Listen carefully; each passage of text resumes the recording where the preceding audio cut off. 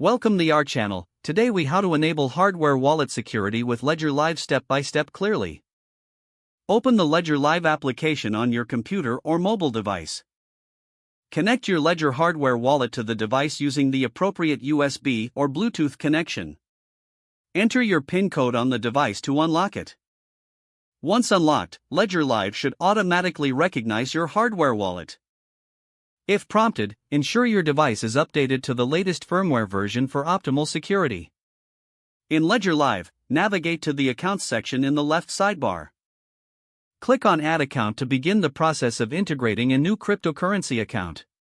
Choose the cryptocurrency you want to manage.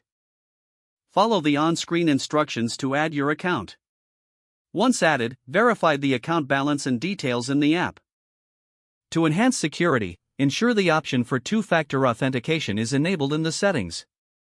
Navigate to the settings by clicking on the gear icon in the top right corner of the application.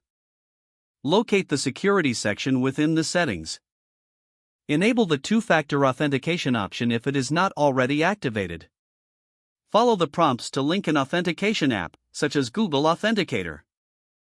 Complete the setup process by scanning the QR code provided by the application with your authentication app. Always back up your recovery phrase in a secure location prior to using your wallet.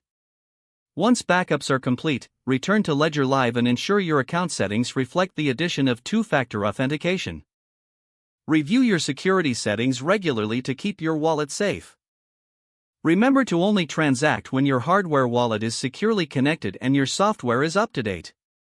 Log out of the application when you are finished to prevent unauthorized access to your accounts. By following these steps, you can ensure the highest level of security for your cryptocurrency assets with Ledger Live. If the page does not load, refresh the browser or try again in a private or incognito window. Make sure you are using the correct email address, then retype it carefully to avoid small typos.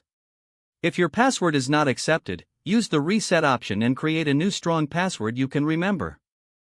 Check your spam folder for verification or security emails, then complete any requested confirmation steps.